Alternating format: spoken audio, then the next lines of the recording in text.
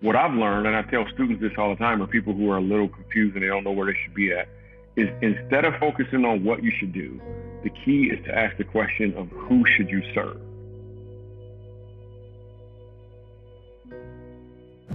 Let me ask you something else. You know, I'm in the entertainment industry as an actor.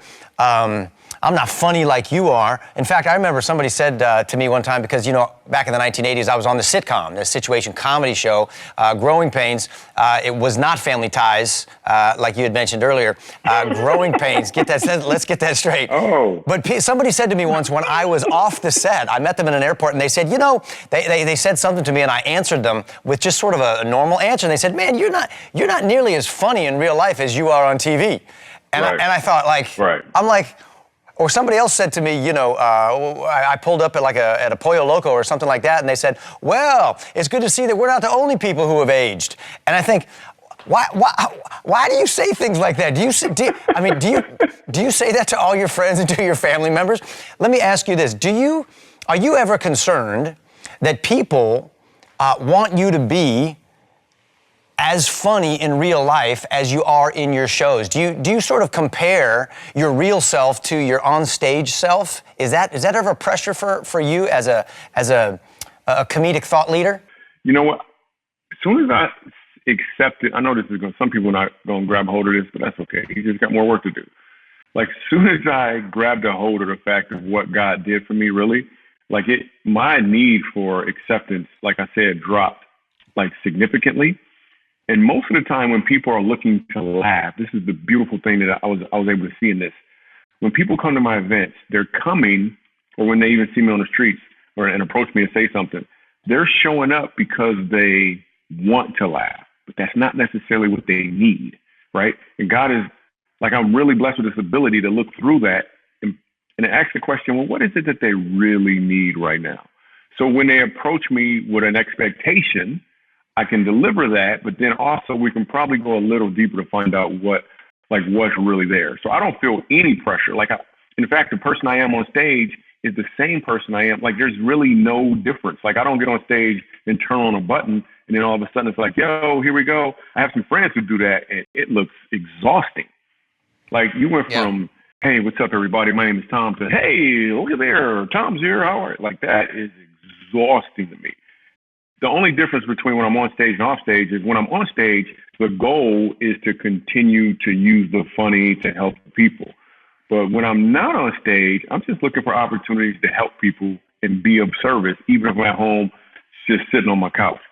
So it's the same one. It's just probably not as funny, but to be somebody different is just a lot of work. That's why all of the movies you see me in, and I say all of the movies, I mean both of them, I'm really just being me. Like, I'm not acting like somebody else. Like, even in the Selfie Dad, that was pretty much me. Yeah. And then in War Room, that was me. I'm not as skilled as some 68-year-olds. Oh wait, you don't have your glasses on. As some, so you're not even you're really not a good actor, because you're not even playing other characters. You're just playing yourself. That's what you're saying. See, that's why actors like me, we've got this gray right here. It is exhausting. We're playing other characters all the time that are not like ourselves. Yeah. Cool. So you're acting like a Christian too. Is that what that's not what you said, though. I know. That's what I tell. Yeah, some people like to think of me as this, you know, this guy full of faith and moral character, but I tell them I'm also an actor. I could be faking the whole thing. So you got to be careful. Yeah. You know, well, there are some good ones out there too, by the way. We all know them. I like how you use that phrase too, the comedic thought leader. And what I like about that is we can all be thought leaders, right? I mean, whether God's given you a gift of comedy, or He's given you a musical gift, or He's given you a teaching gift, or He's given you a storytelling gift, we can all be thought leaders in unique categories. According to the gifts and talents that God has given us. Could you just speak maybe to people right now who are saying like, you know what, I'm not academically brilliant. I'm not going to grow up and be a nuclear physicist, or I'm not going to be a scholar, but God's given me gifts that are maybe a little bit outside the box. I don't think you went to comedy college to be funny and successful at what you do, but you recognized something, and you are able to direct people's thoughts in a way that is engaging. Talk to those people out there who might be listening, 100%. going like, how's God going to use my gifts? Yeah. So the big thing to do is a lot of times when people are trying to figure out what it is they're supposed to do or what they should be focused on, the issue is the word what. Because if you keep focusing on the mechanism, it'll be really hard to get clarity about what the thing is you should be accomplishing. So, this being the case, what I've learned, and I tell students this all the time, or people who are a little confused and they don't know where they should be at, is instead of focusing on what you should do, the key is to ask the question of who should you serve. Because if you can figure out the people who you're called to serve, and God will never say, you're supposed to serve black people and help them do this. He'll never say that. God has never spoken to me whenever he tells me to give money or do whatever the case is to somebody. He never says, hey, see that black girl over there? Go give her $100. Like that just never happens. So your people won't have a nationality or a race. That's just not going to happen.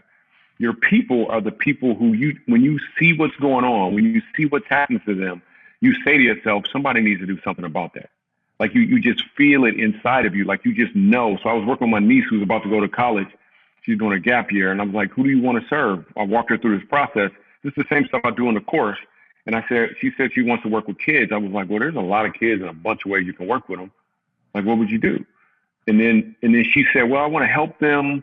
And I said, do you want to help kids with disabilities? Do you want to help kids who have emotional issues or kids and help them learn? Like, how do you want to help kids? And I set out these 5 cones and we put out different types of kids and said, if you could only help one group, who would help?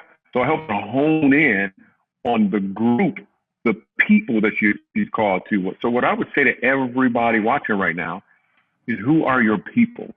Like, what is the people group that you're called to? Don't think about the mechanism. Don't say, hey, I want to be a preacher, or hey, I want to have a business where I sell this. At the end of anything you do, there's people at the end of it. If you're a mechanic, instead of saying, I want to fix cars, have the mindset of, I want to help people reach their desired destination. There's people who can't get to where they want to go because their car is broken. And you decide, I'm going to help them get to where they want to go. Like, those would be your people. So if you focus on the people, everything else kind of falls into play, because God sent his son for people.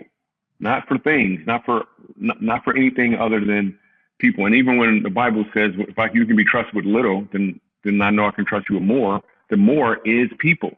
So ask the question, who am I supposed to serve? In fact, when people don't know who they're supposed to serve, they have the tendency to complain about other people who aren't doing their job.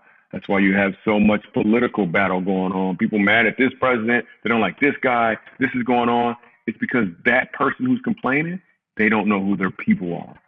They're distracted by the confusion of not knowing what they're called to do.